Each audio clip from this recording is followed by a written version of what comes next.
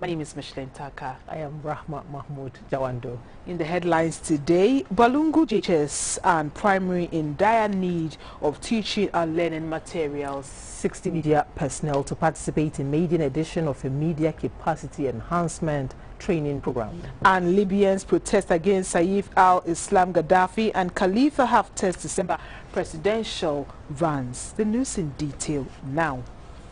A former Vice-Chancellor of KNUST and a consultant for the Comprehensive Assessment Study for the Development of Volta Lake Inland Water Transport System, Professor Kwesi Kwafo, says the security presence on Ghana's high seas should be intensified to guarantee safety on the ships.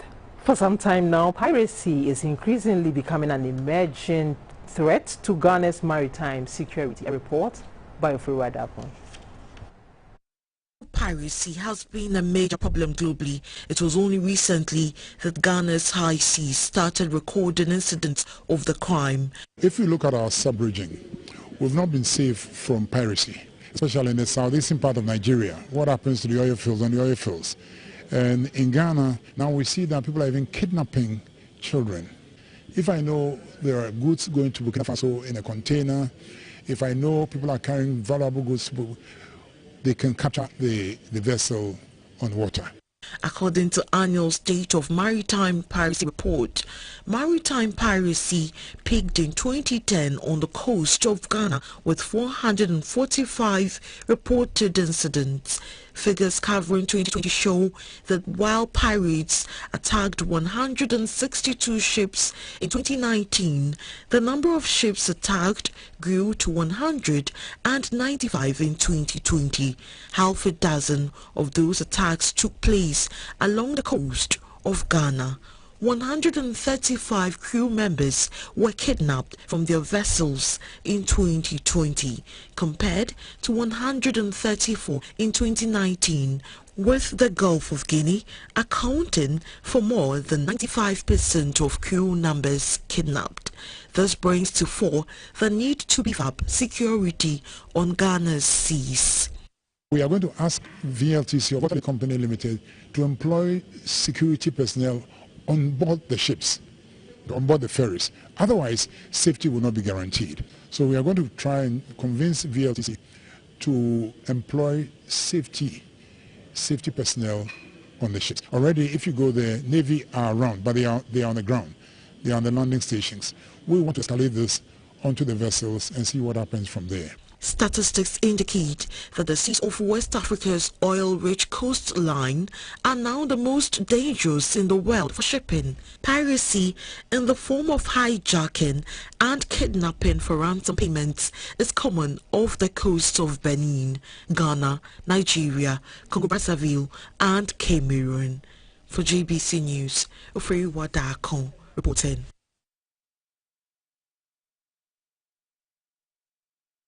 Through the introduction of its virtual courts and justice portal, the Judicial Service has improved revenue mobilization, enhanced efficiency, and also reduced human contact at various courts in the country. In the midst of the COVID-19 pandemic, this came to light at this year's annual Chief Justice Forum held in Kufodwa in the Eastern region. The Chief Justice Forum sought to engage the citizens through opinion leaders such as chiefs, teachers, traders, the National Commission for Civic Education and the clergy to address challenges the Judicial Service is confronted with in the discharge of its duties. This year's forum, which is on the theme Justice for All under Constitutional Rule, making justice delivery accessible in a pandemic, will enable the Judicial Service to deploy innovative ways such as virtual court proceedings. The Chief Justice, His Lordship Justice Kwesi Yeboah, said in the midst of the pandemic, justice is being delivered through creative ways. He said through the Justice Portal, clients can file processes and make electronic payments without being on the court premises. In this regard, pandemic or no pandemic, challenges or no challenges, justice needs to be delivered, and it is the duty of the Judicial Service to provide a framework for the realization of this constitutional right. The president of the Ghana Bar Association, Mr. Yahweh Champon, suggested that the judicial service involve the bar in its innovation transformation to enable its member to be abreast of the current trend. He disclosed that contrary to the impression given that most judicial service personnel are abreast with the recent innovations, the reality is different. When we engage external skills, local or foreign expertise, we must operate strictly under the control of our select internal team, who must jealously guide the project. It is not true that any IT project must be piloted in Accra only for years before they produce benefit. No. It is possible to implement the legal IT projects immediately on a nationwide scale. The Justice Forum brought together the Eastern Regional House of Chiefs, led by the President, Nene Sakite, the clergy, and opinion leaders.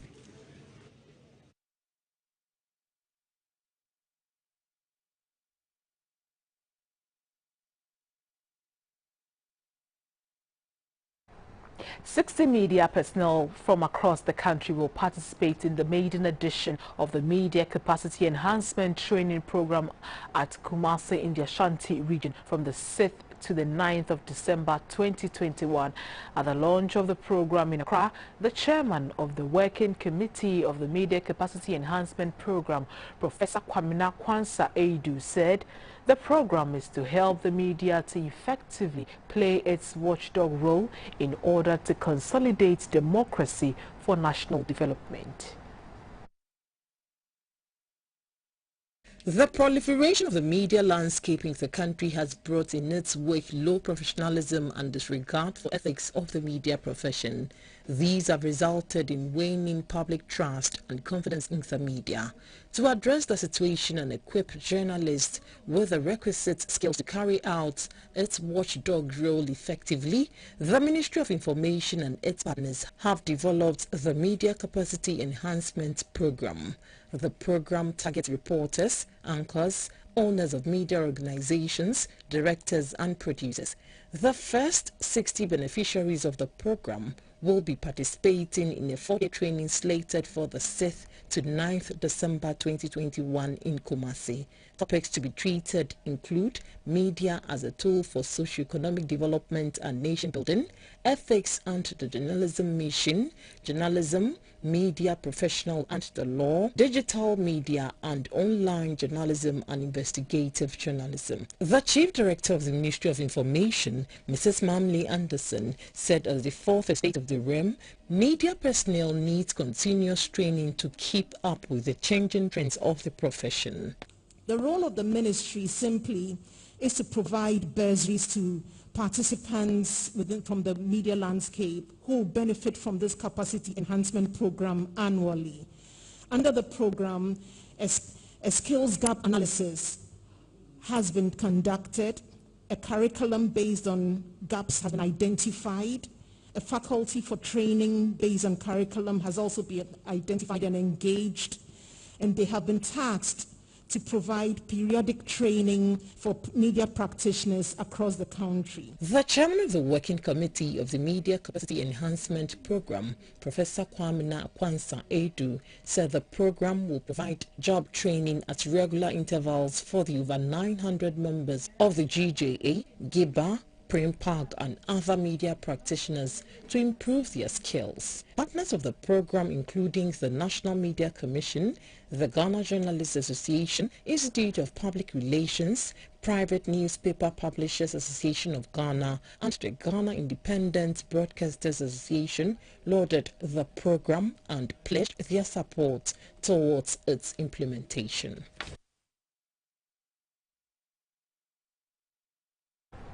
Sapkuli in the Sabiligu municipality of the northern region was one of the largest slave markets in the 17th century. It was once a commercial hub that linked the north to the south for flourishing trade in slaves and kola nuts. Our northern regional correspondent walks us through back in time for some history of the slave trade, a prominent remnant of which in the ancient baobab tree that once stood in the largest slave market in Dagwang. Many say the area must be developed into a tourist site to preserve the heritage for future generations and also generate revenue for development. Of the Tamale-Bolgatanga Road at Disiga is Sakpali. The Sakpali slave site is an 18th century slave market. During the transatlantic slave trade, there were only 4 slave towns in Dagbon, namely Karaga, Savulugu, Yendi, and Sakpali. Sakpali was the biggest center where slaves were bought, sold, and transported to the coast for export. Slaves from the markets were often exchanged for kola nuts, curries, and gold. We first stopped at the Sakpali slave well. Mr. Hassan Bako, our tour guide, is rich in the history of Sakpali slave trade. At the time, Sakpali was about 4 communities, which is very large. That is Karga, Savulugu, Yendi, and Sakpali. Because of the biggest, that's why they bring the market to Sakpali. When they are to catch the slaves, they will just gather with some people, attack some village. When they succeed, then they will make the selections, those who are healthy, and come to the market for sale. Mr. Baku said the slaves drank and took their bowels prior to being transported to the slave market for sale. The time that they are catching them, they are dying because of thirst. And they think, those who are catching them think that let's look around to see where we can get the wells for the water to store for them to drink. They dig it more than 20 wells. When you enter this well, you can go to the next one. It was surprising to learn that apart from forcibly attacking villages for slaves, many families also sold their healthy children to make some money to cater for their large families. We headed to the slave market, the largest in Dagbon at the time. At the heart of the community stands an ancient baobab tree, the converging point for the Sakpali slave markets. Slaves were chained to the root of the tree until they were sold to merchants and traders.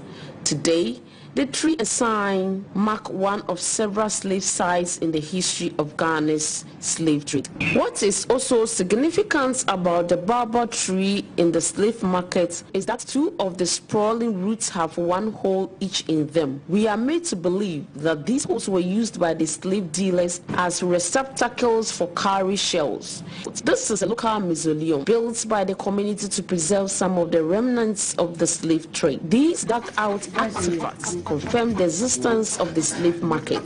There are earthenware bowls weighing cowries, tobacco pipes, chains, among others. Oh, what is it used for? What was it? That is their bowl. The slave bowl? Yeah, that they used to eat. Put food inside. 10-15 people will to chain them. After over 500 years following Sakpali slave trade, the community has tried to protect the remains of the slave trade. However, time and age are fast catching up. Mr. Al-Hassan said the Ghana Tourism Authority, organizations and individuals have visited the community and promised to help develop the area for tourism purposes, but this has not happened yet. The chief of Sakpali, Abubakar Al-Hassan, was not happy about how the site has been deserted, though it is one of Ghana's heritage sites.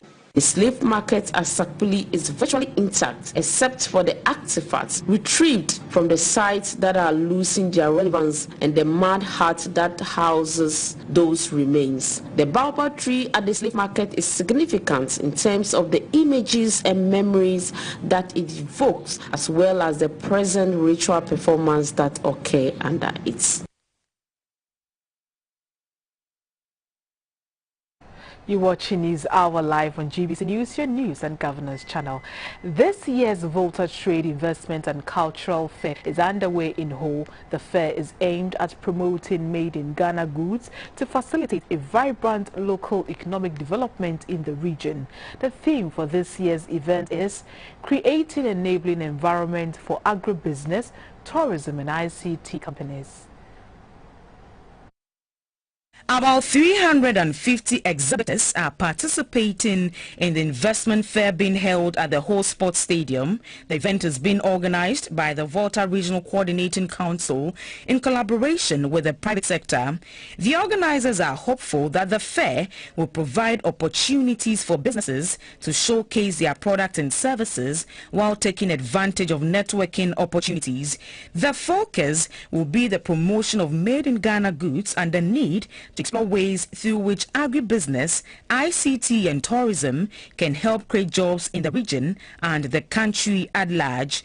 The Volta Regional Minister, Dr. Achibodlecha, said trade and investment are drivers of economic development and growth, which has helped millions of people out of poverty. A sector scintillating with potential in tourism, the Crocodile Pond at Akachi North, Abedakwa Township, and beautiful mountains like Afajato, Adakuru, Gemi are ripe for transformation into ecotourism destinations. Gule, Agumacha, waterfalls, and Water Lake, Keta Lagoon, Ramsaya sites, our golden bridges, and the Tafi Atome Monkey Sanctuary are waiting for transformation. The president of the ECOWAS Bank for Investment and Development, Dr. George Ejikum Nanadonko, said there is a need to explore ways through which agribusiness, ICT and tourism can help create jobs in the region. The Volta region is awash with many tourist attractions which can easily become the backbone of economic activity in the region. We usually get visited on international tourist arrivals, leaving the latent potential of domestic tourism. This is an area we need to explore to complement international tourist arrivals. The Trade and Investment Fair ends on November 28, 2021.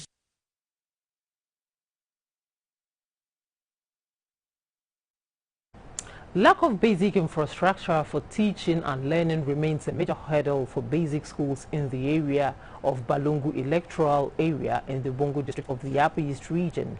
Almost all the pupils of Balungu JHS and Primary and Balungu Nabisi JHS and Primary study on bare floor because they have inadequate furniture. In the class, the pupils have no tables and so are forced to hold their books while studying. When JBC News visited Balungu JHS and Primary and Balungu Nabisi JHS and Primary schools, almost all the pupils in the schools were sitting on the bare floor for their classes. At the Balungu Nabisi Primary, the lower primary classroom block had broken windows and doors, with no proper desk, compelling all the pupils in those classes to either sit on the bare floor or lie on their stomachs to write. At the Balungu Nabisi JHS, where the news team saw a few desks in the classrooms, the pupils were sitting either in threes or fours at one desk while the rest sat on the bare floor. Some of the pupils who spoke with GVC News said apart from the inadequate furniture and dilapidated classroom blocks, the schools also lack textbooks. They say the lack of electricity in the area is also affecting ICT classes. The challenges that we are facing is inadequate chairs. We are appealing to the government to come and help us. We are appealing to government to give us electricity. Most of the communities in the Balungu electoral area, including Tindongo, Azobia, Asobre, Abagri, Tua, and Atule Zoko, are in dire need of potable water. Other communities yet to be connected to the national grid include Agumbo and Gamla Grim. The assembly member for the Balungu electoral area, Mr. Edward Asekre, is worried about the lack of furniture and educational materials. The furniture situation is as you saw yourself. It's nothing. It's an eyesore that you see half of the population sitting on the floor. In a busy school that we are here, the population is about 635. Now, about 300 students sit on the floor. At the Balungu Technical Institute, the acting principal of the school, Mr. Robert Agelingo Agulo, said the school was established in 2015 by community members. He appealed to government to absorb the school. We are appealing to the government to come to our aid, absorb the school, so that we'll be able to train the students, as it is the aim of the government to prioritize the technical school. The concern of many parents is for decent classrooms, furniture, relevant books, and competent teachers, among others, for their walls. The appeal is for the necessary structures and materials for a high literacy rate in the area and for the stepping up of efforts to achieve Sustainable Development Goals SDGs Goal 4. For GBC News, Samuel Ayama reporting, Balungu.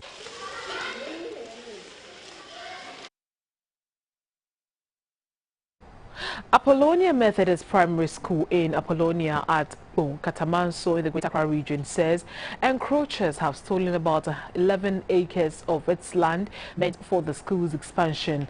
An old boy of the school, Mr. Daniel Tete, is therefore calling on the police, the municipal chief executive and other relevant authorities to help stop the spate of illegal land sales in that area. The complaint of residents of Apollonia about unauthorized sale and encroachment of land in their town has been ongoing for some time now. At the Apollonia Methodist Basic School, 11 acres of land for the purpose of expanding the school has been sold by unknown persons.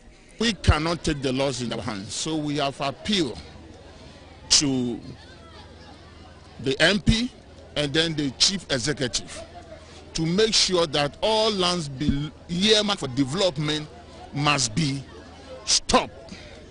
And we'll do everything within our powers to resist it. How can some group of people go and sell the land that has been earmarked for the cemetery, for the police station?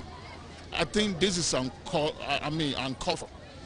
At the launch of the school's 75th anniversary, speakers, including the chief of Apollonia and school authorities, complained about illegal land sales, which they say is taking a major toll on development in the area. An old boy of the school and resident of the area, Mr. Daniel Tete, blamed the buyers of the land for failing to go through the legal processes for such acquisition. If our people should sell this land for their personal interest, and they are not thinking about the large interest of the community, what kind of legacy are we leaving for the next generation? And I think it's something that is very, very worrisome. The Apollonia Methodist Primary turns 75 in a few months. It is the oldest primary school in the area. Aside the stealing of a large portion of the school's land, the school building, which has seen better days, is now deteriorated and saddled with other issues, including the lack of toilets for both staff and pupils. And without a fence wall, miscreants, including weed smokers and stray animals, take over the compound after school hours and during vacation. Pupils have also been occasionally run over by motorists who use the road in front of the school.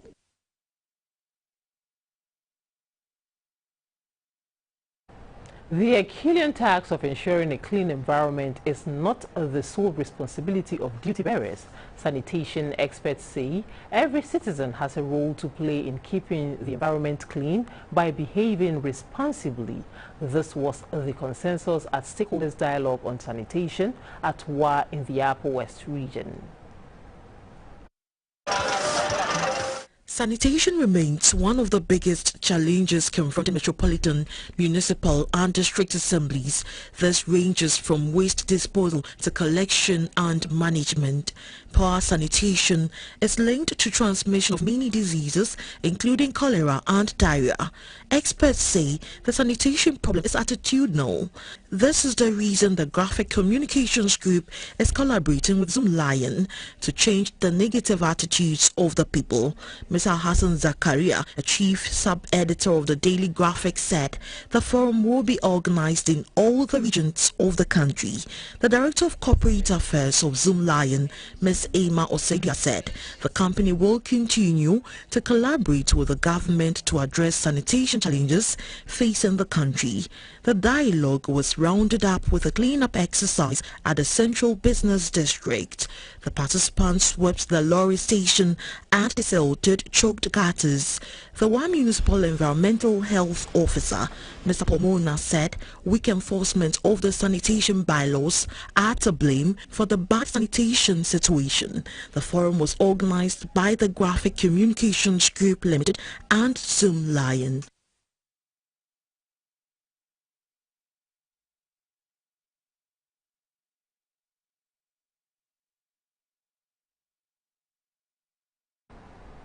Ghana has lost another great personality, Captain Kojo Chikata.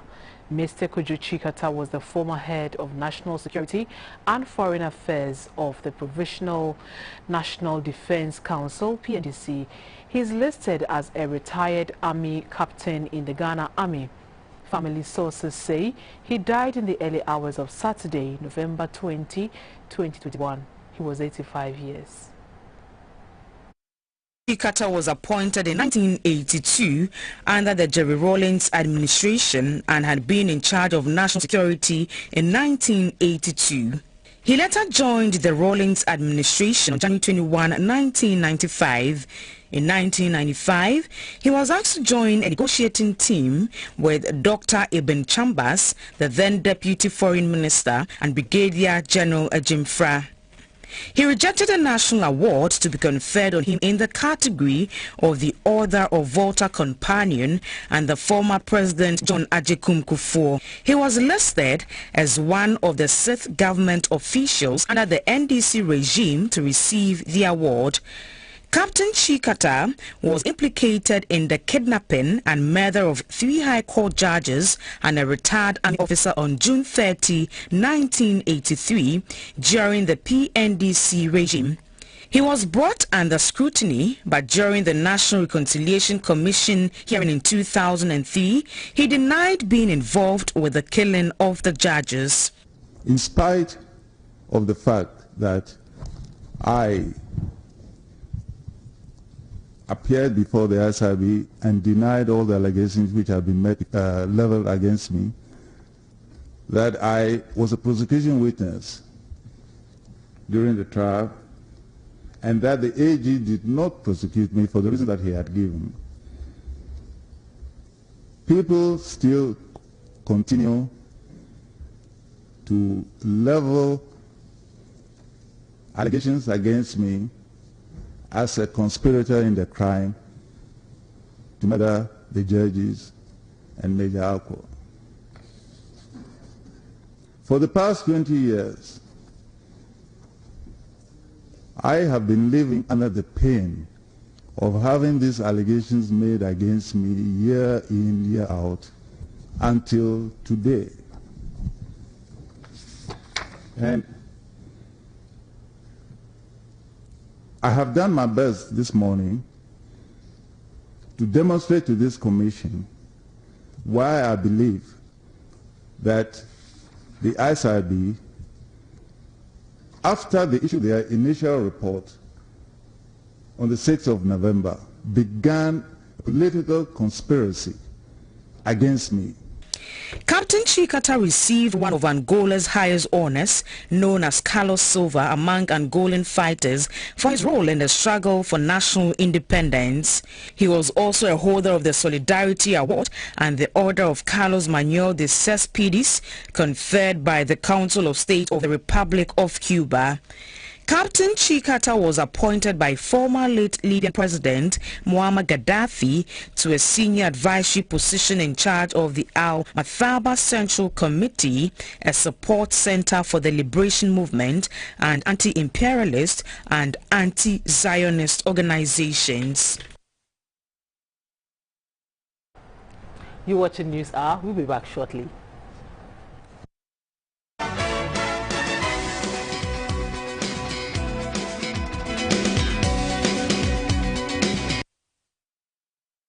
Centenary has been amazingly worthy. Azar Group is 100 years and continues to achieve greatness. Main brands which were in the company are Azar Tex, which is an emulsion paint, texture paints, which we were the first.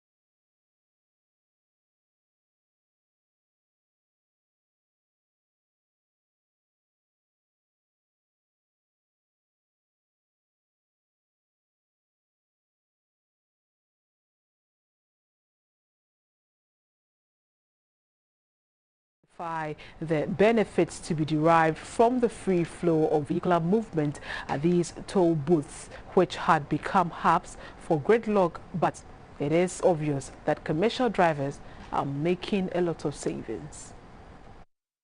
This is the hustling and bustling that goes on this stretch of the Medina-Ebri road.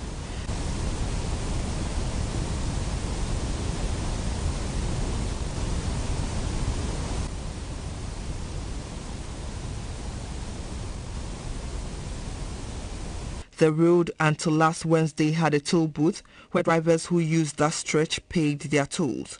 Hawkers on that stretch too had a good day when traffic at the toll was at its peak.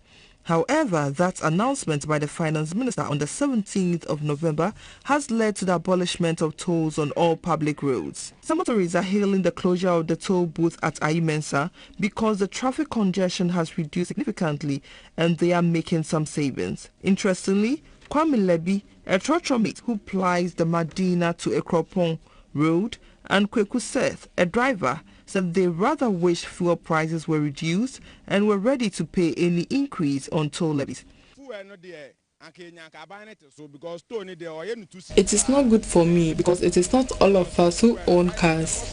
We want him to reduce the price on fuel instead of removing the tolls.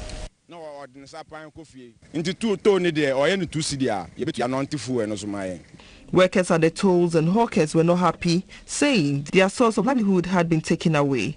A hawker, Victoria Boko, said the government should have informed them a month ahead of time so they make adequate preparation to relocate elsewhere for their trade. 1 month and answer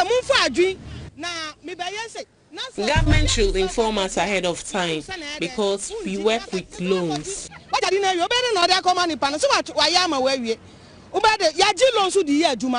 In a related development, the gridlock at the Amrahia toll booth on the Adenta Dodua route has eased considerably.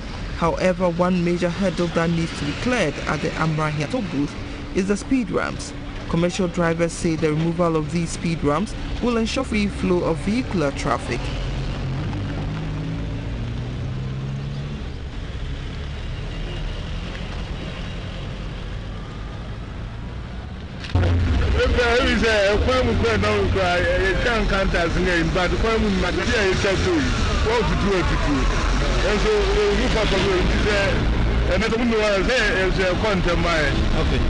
Just like the hawkers at the Ayimensa toll booth, those at the Amrahia toll booth were also complaining that they will hardly get customers to patronize their wares. 6 years now. We are not told this way in for our school. And no more than me had my beer, Duka, as my we are not me. However, medical experts say hawking by the roadside, especially near toll booths, come with a lot of health challenges. The inhalation of the car fumes exposes these hawkers and workers in the toll booths to all kinds of respiratory diseases.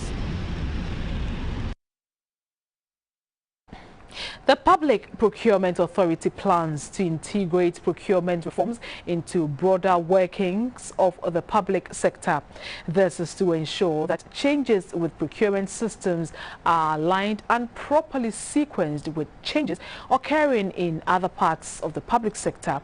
The acting chief executive of the PPA, Mr. Frank Mante, said procurement reforms will be transformed from a technical and procedural reform critical to national reform process. He was speaking at the authority's 10th annual public forum in Accra.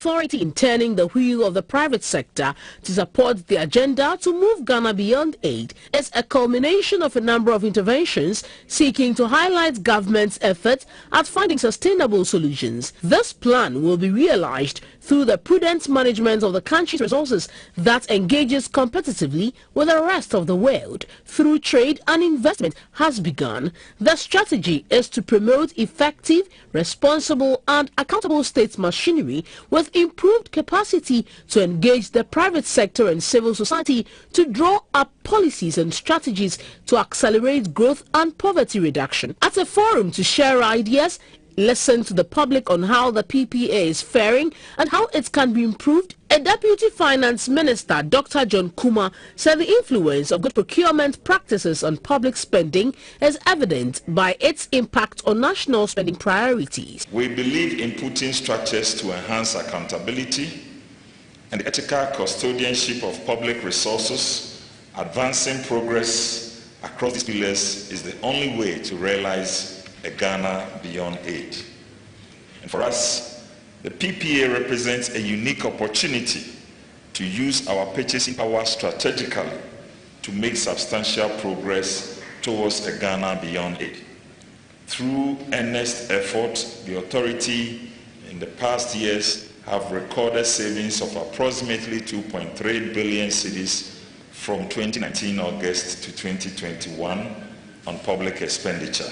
The Ghana Electronic Procurement System was launched on April 30, 2019, while the second phase started in November 2019 to bring on board all government entities to the system by October 2023, meaning Ghana's public procurement is expected to fully digitalize by October 2023.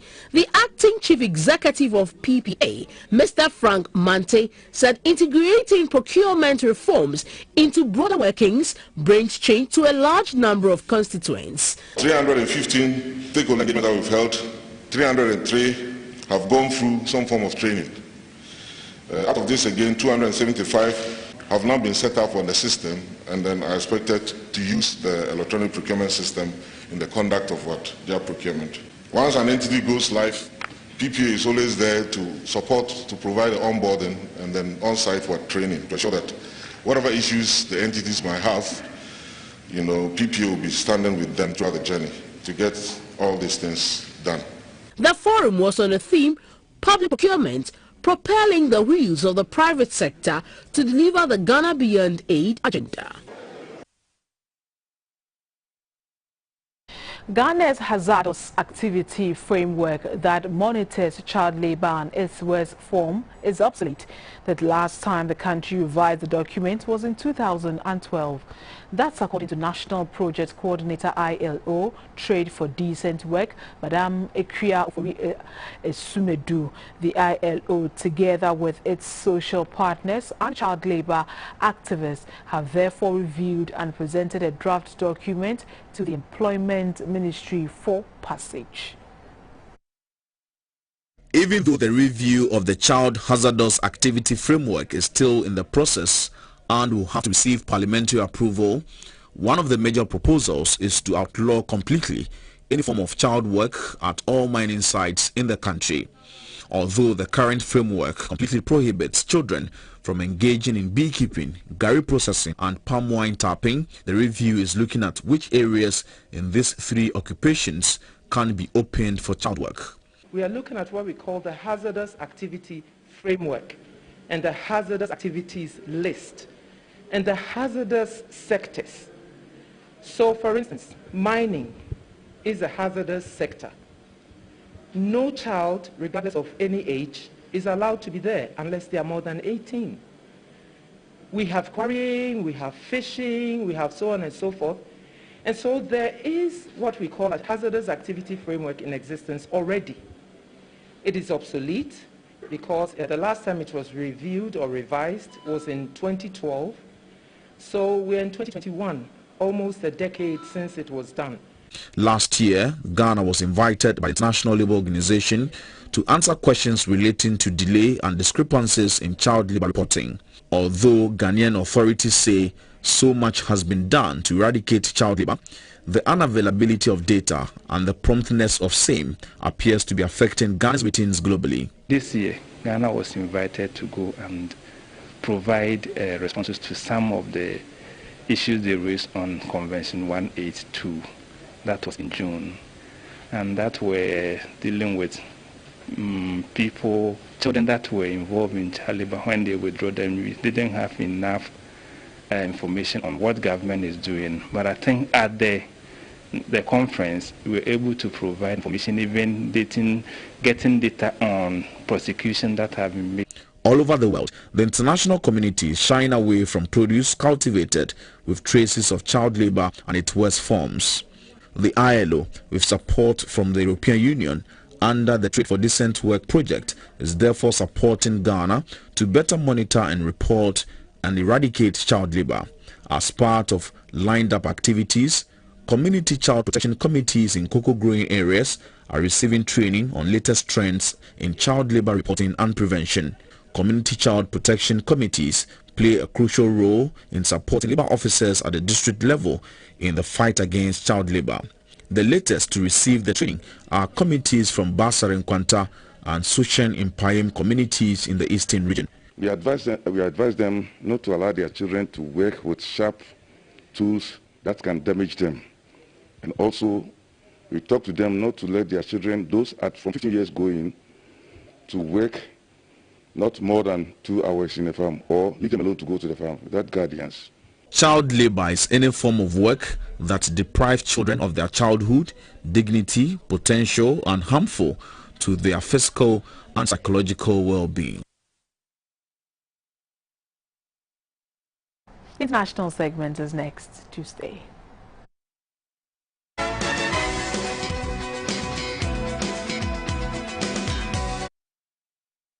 And I'm coming from Tema Community 25 and I won 10,000 Ghana cedis, and I'm so excited about that. I'm going to invest it into my business. 95,000 plus 1,000 plus 1,000. I'm going to do 5,000 Ghana cedi.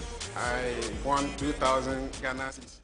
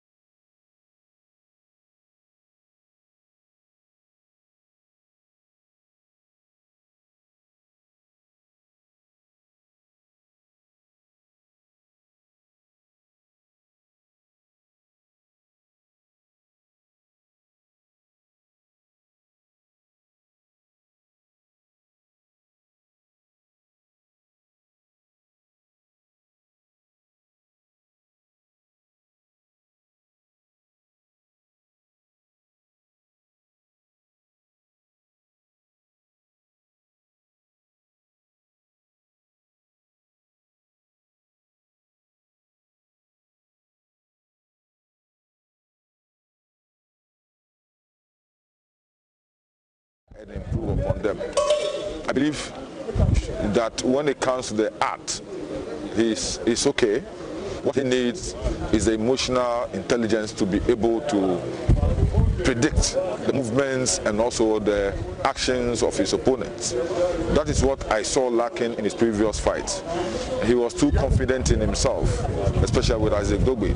So I would want to urge that as he's preparing, his technical people will know what to do to psychologically prepare him.